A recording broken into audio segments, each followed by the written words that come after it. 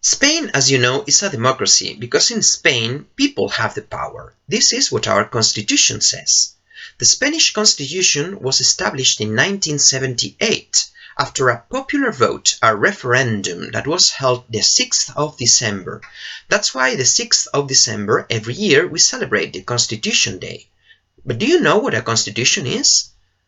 A constitution is the most important law in a country. The Spanish constitution is our most important law because it establishes our rights and duties, and it also tells us which are the basic rules of our coexistence in society, how our political system works. In the constitution there is a special section devoted to our rights. But there are two types of rights in the Constitution, the fundamental rights that we have as human beings and the rights that belong to us as Spanish citizens. Fundamental rights belong to everyone because we're just human. They are also included in the Constitution as well as in the Universal Declaration of Human Rights, and they include rights such as the right to life, the right to free expression, the right to free thought, the right not to be tortured or the right not to be made a slave, and also the political participation. Now, we also have rights as Spanish citizens, for example, the right to have private property or the right to work in decent conditions or the right to create your own business. Rights are linked with duties. In a democracy, every right has a corresponding obligation. For example, we have the right to use public services like schools or hospitals or public transport, but this means we have to respect public property too. Some of these duties are especially important, and they are included in the Constitution. For example, we all have the duty to defend Spain. This means that we have to protect the Spanish democracy when it is at risk. For example, if we have a war, but also if we suffer a natural catastrophe or a serious problem that can threaten our social system of coexistence. There is another very important duty that we all have. It's the duty to pay our taxes. As you know, if we don't pay our taxes, we cannot fund public services like education or health system. So that it's extremely important that every citizen complies with this obligation.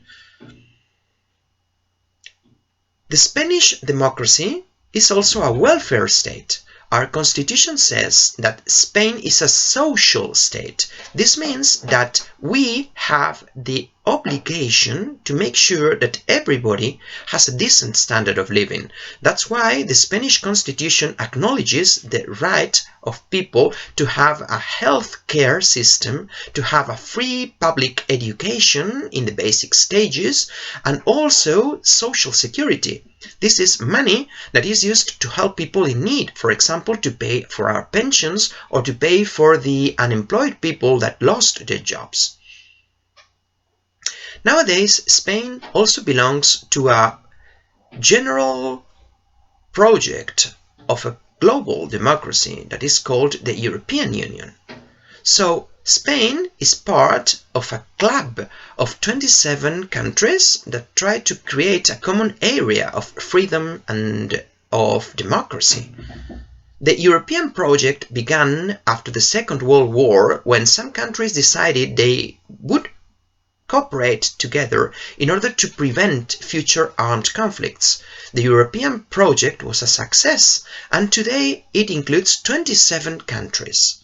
It is important that you know that since 1992, with the Treaty of Maastricht, the European Union is an area of free circulation. This means that European citizens can move wherever they want within the European borders, and they can also live in any country they want and also use a common currency, the euro. So the Treaty of Maastricht created the European citizenry. Today, Europe is one of the most advanced and most progressive areas of the world. The 27 European countries cooperate in areas such as economy, agriculture, education, environment, and many other in order to create prosperity for their citizens. So being part of Europe has a lot of advantages for us. It also has some disadvantages. For example, countries have had to give up part of their sovereignty. This means that not everything can be decided within the national borders because many important decisions are taken at a European level. That's why some countries, like the UK, decided to leave. But the rest of the European countries think that the loss of national sovereignty is one minor problem that can be highly balanced by the great advantages that belonging to the European project can bring to us.